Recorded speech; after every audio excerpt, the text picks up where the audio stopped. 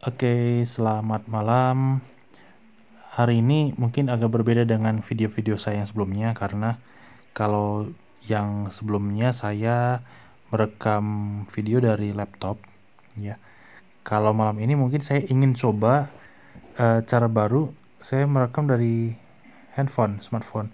Nah, kalau yang dulu kan saya pakai slide untuk mengedukasi, tapi kali ini saya mau ambil dari konten saya yang dari Instagram. Jadi kalau misalnya teman-teman atau bapak ibu yang belum follow, mungkin boleh di follow nih akun saya di Dr. Sam.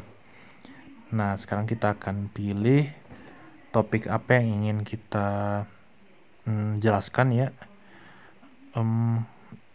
Kalau misalnya bapak ibu ingin informasi-informasi kesehatan yang menarik, boleh di follow ya. Oke, di sini mungkin apa ya, tentang apa ya, COVID ya. Nah, ini boleh. Apa bedanya COVID-19 dengan SARS yang dulu? COVID-19 ini mungkin Bapak Ibu dan teman-teman sudah pada tahu, ini adalah nama penyakit, sementara penyebabnya adalah SARS-CoV-2 ya, SARS-CoV-2. Sementara kalau yang dulu SARS, ini SARS-CoV namanya. Oke. SARS-CoV. CoV itu artinya coronavirus ya, ini dia. SARS ini Severe Acute Respiratory Syndrome (CoV), ini coronavirus. Ini munculnya dari Cina pada bulan November tanggal 16 tahun 2002. Sementara COVID-19 Desember 2019. Kalau dari referensi yang saya temukan itu dari tanggal 7 di Wuhan, Cina juga. Oke, ini perbedaannya. Kalau dari perbedaan di sini mungkin lokasinya aja sih sama durasi masa. Kalau yang dulu itu 2002, yang ini sekarang 2019. Makanya COVID ini disebut COVID-19, bukan COVID-20. Kemudian jumlah keseluruhannya itu 8.422.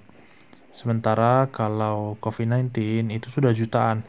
Nah, ini adalah jumlah kasus di tanggal 13 Oktober. Kalau hari ini mungkin sudah berbeda ya. Nah, kasus dunia COVID-19. Kita cek.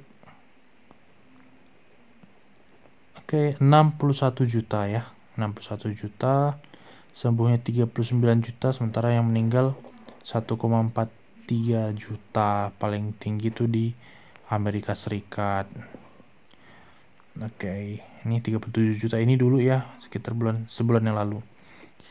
Kemudian untuk angka kematiannya, kalau SARS yang dulu itu sekitar 916. Sementara untuk yang COVID-19 itu sekitar 1,4 juta tadi yang kita lihat. Dari persentasenya sebenarnya COVID-19 ini persentasenya itu kurang dari 5%. Cukup rendah dibandingkan dengan SARS yang dulu itu sekitar 10,8%. Kemudian usia penderitanya ini, kalau SARS yang dulu bervariasi dari yang paling muda dari bayi sampai yang paling tua 92 tahun. Nah, median usianya sekitar 35 tahun, sementara COVID-19 ini rata-rata mediannya itu 59 tahun. Jelas lebih tua dibandingkan SARS yang dulu.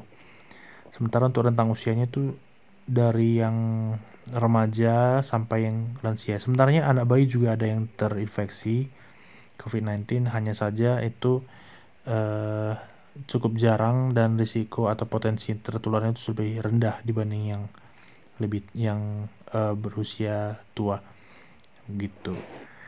Next, ini gejalanya, tanda gejalanya. Kalau yang dulu itu, ini sebenarnya nggak jauh beda ya antara keduanya. Hanya saja ada yang berbeda nanti yang di bagian bawah. Kalau dulu itu ada demam, batuk, nyeri kepala, nyeri badan, kemudian pneumonia atau sesak nafas juga ada. Sulit bernafas ya kurang lebih sama. Hipoksia juga itu saling berkaitan. Kemudian ada diare. Nah, diare ini sekitar 10-20% pasien SARS ini akan mengalami diare.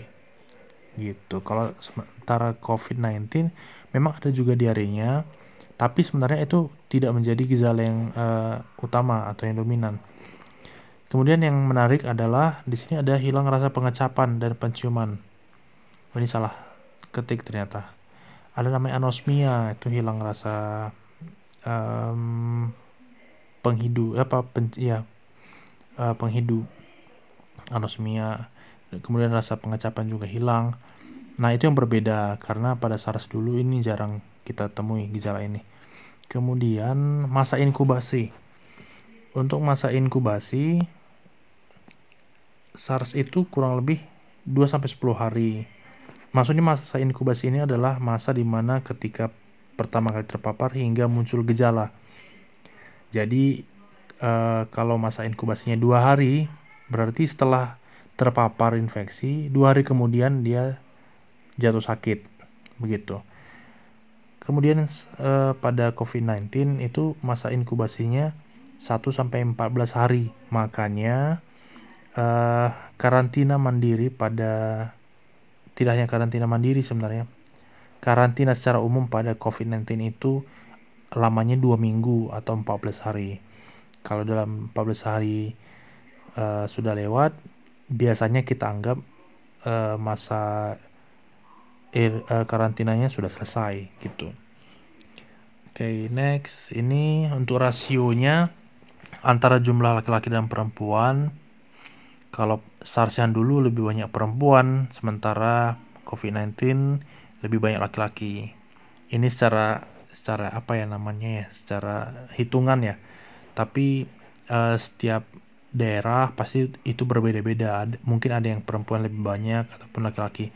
Tapi secara general keseluruhan angkanya seperti ini. Oke, mungkin itu aja ya tentang perbedaan antara SARS dan COVID-19. Kira-kira dengan cara seperti ini, dengan metode video seperti ini, apakah cukup menarik atau tidak? Mungkin boleh diberikan tanggapan di kolom komentar.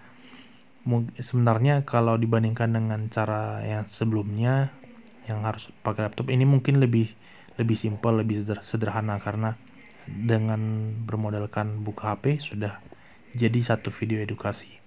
Nanti mungkin akan saya pertimbangkan lagi, atau kira-kira ini memang kurang efektif, boleh disampaikan di kolom komentar ya. Oke, terima kasih.